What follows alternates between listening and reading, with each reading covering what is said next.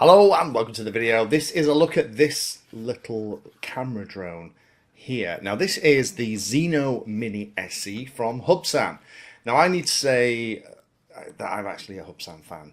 My very first little quadcopter when I was a helicopter pilot was a little mini palm-sized Hubsan model that started my whole love affair with multi-rotors. So Hubsan, you have a lot to answer for. However, this little model here, and if I take it out the bag as I'm kind of talking about it, is actually a cracking little model. Now I've looked at a couple of these kind of things on the channel, and unfortunately, you know, they're all relatively expensive pieces of kit. However, in my humble opinion, to actually get something that's going to do good video, you have to have a gimbal on the front. You have to have something that's going to stabilize the footage, so as the little model flies around, then it doesn't matter. The gimbal will kind of smooth everything out. Now this is a little 250 gram model, if that's interesting to you. However, in most places, to be honest, once you add a camera to it, legislation that would kind of allow you to fly less than 250 gram without registration kind of disappears. But this is slightly different to the Pro version. There's also the Zino Mini Pro that actually has collision avoidance sensors here at the front and here at the back. This doesn't.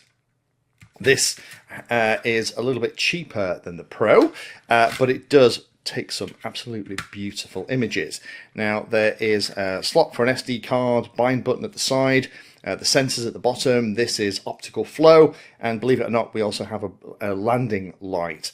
Most of this is plastic. These arms all had these little rings on when they first started out. These have kind of blown out as I've been flying around. I think these are the little antennas.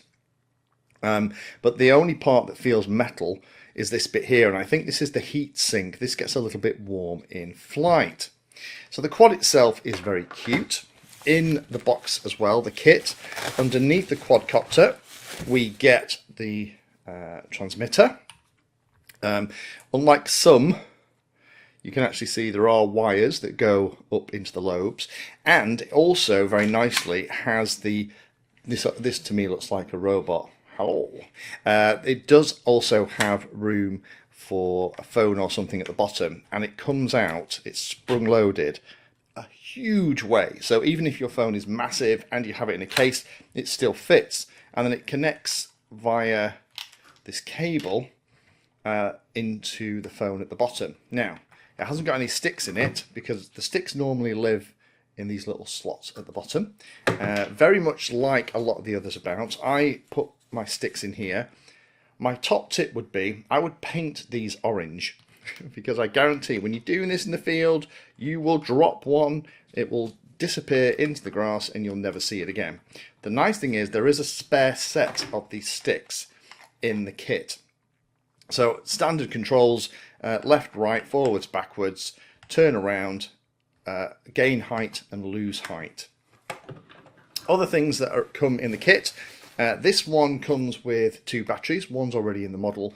You also get separate ones as well. Standard stuff. You press it once, it shows you the power level, and press it again, it powers it all on. And you also get in the kit a charger, which is this thing here. It can charge 4 batteries. Doesn't seem to charge them all at once. It charges them one after the other. And on here you have different connections for different USB types and different power, and this just kind of sits on the edge and it charges them. Takes a little bit of time to charge, and these are intelligent batteries as well, so once you've charged them up they do gently discharge. So you know, you kind of ideally want to charge them the day you go flying. It's not one of the kind of things you're going to charge the batteries and leave them in your bag. It doesn't quite work that way. So let me just check. In the bag as well, you also get all the different cables depending on the phone that you have. You get a little manual, which is actually really good. Some manuals I get in here that I read just make me want to pull my hair out in frustration. This is fab. If you follow this, you will get to the end and you will be able to fly it without any problems. You also even get, as I said, the spare pair sticks for the radio, because I guarantee you will lose at least one of these. So brilliant that the spares are there.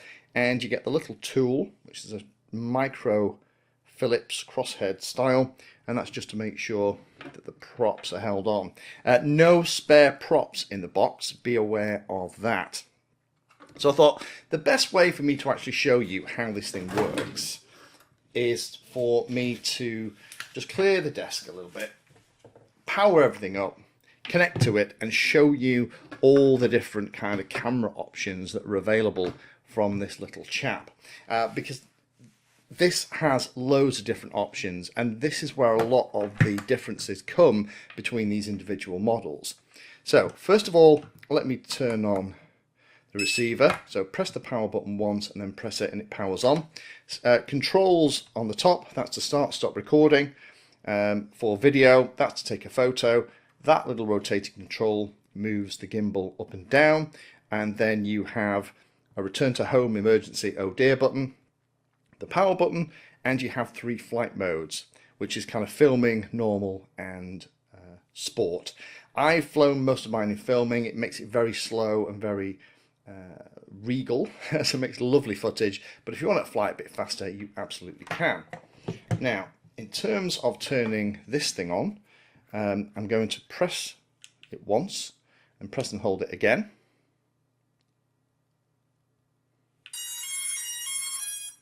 There we go. That is the quad now powered up. On the phone, I'm just going to open the application. It will open it automatically, but you need to download this Hubsan 2 app. We can see here the things connected. So here on the screen we have some text. We can see the battery level on the quad, which isn't great. We can see the battery level on the top right hand corner of this, the height, distance, and also the speed it's going, the direction that it's pointing in, and how many satellites we've got. So at the moment we've got 0 satellites but good signal. So let me just pop my phone in the bottom. Again, because it's spring loaded, it's very easy to kind of get it in. It's trickier when you're doing it around a camera, but hey ho. We'll plug the USB cable in. It'll also charge, cancel that out, and then it'll automatically detect and say enter user interface, and there we are. We're actually looking at it. Now we can use the gimbal control here at the corner to zoom, to look up and down, but let me just zoom in on this screen and let me kind of go through all the different modes that is available on here. So to access the modes, we click over here, and these are the normal modes that you have. So you have a normal mode, surprise, surprise, which is how you would normally fly it. To arm the model, which I'm not going to do, you'd hold both sticks into the bottom right-hand corner. That kind of arms it, and then the little takeoff icon is highlighted, and you can just click on that and away you go. It's very, very good on the phone to actually let you know when you're going to do something dumb or not. So weak GPS signal. When it's ready, it'll beep until you're ready to go. If you try and enter one of these modes where the quadcopter isn't high enough or far enough away, it will let you know that as well. There's also a waypoint mode that allows you a couple of options. You can either do waypoint mission planning or record the waypoints, so you can fly a specific thing, so you can tell it where you want it to fly and hit execute and away it goes. Let's close that. There's also orbit mode. Orbit mode allows you to rotate around yourself. When it's flying and you go into orbit mode, it kind of just locks the position of the radio where you stood. You can tell it how high you want and the radius, set the angle, and it will just fly in a lovely circle around you, as you can see here. Lovely mode for getting some really nice cinematic footage. Next one then is follow mode. 2 types of follow mode on this, very cleverly. First one is follow me, and that just uses the GPS location from this phone that's sent up to the drone. I struggled with it, to be honest. It's okay. It does, again, this doesn't have avoidance, so don't walk behind any trees that are higher than the drone, because it will fly into the trees. It won't have any kind of awareness of where it is. The active track is fantastic. That allows you on the screen to select something that you're interested in following, and then the drone will keep that in the middle of the view and will do a great job of just keeping that and following you around. A really, really beautiful mode, and produces some stunning footage. Next mode then, we got creative video, so we can do things with that, and also line fly mode as well. So there's quite a few in here to actually get you going. In terms of the other side, we have the ability to change the gimbal horizontal control. It's very good at kind of making sure that the gimbal stays nice and level. So let me kind of bring it in here. There's the gimbal. As I rock the quad around, the gimbal stays nice and level. If it isn't perfectly level, you can kind of tweak it with this control. Underneath then is also a digital zoom. So you can change things. There's also the ability to change between video and camera, and then you also have all of your settings here of how you want everything to work. Automatic, manual, there's the options for filming, and also for how you want everything to be done for things like photos.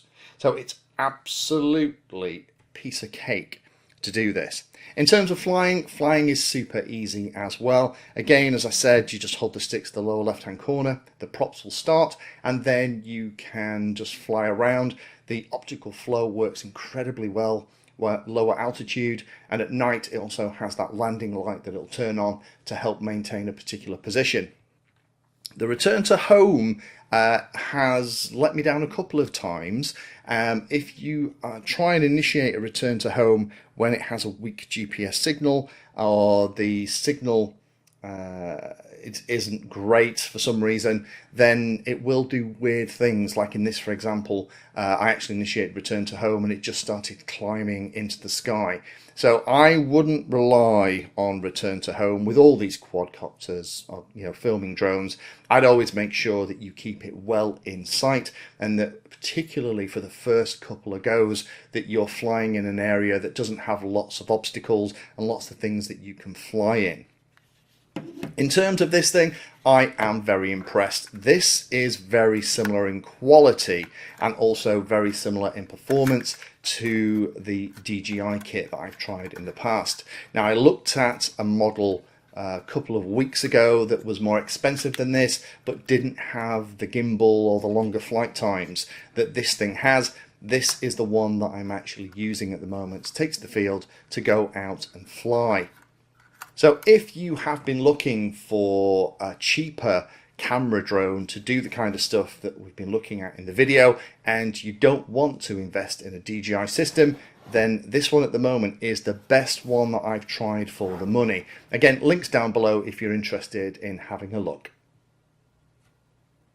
Thank you for spending your time today watching that video. You can find me in all the usual places on social media, and if you're trying to learn about a subject, then check out the playlist. All of my videos are organized into easy to follow playlists that, if you're trying to learn a topic, will take you from the basics right the way through to some pretty advanced stuff.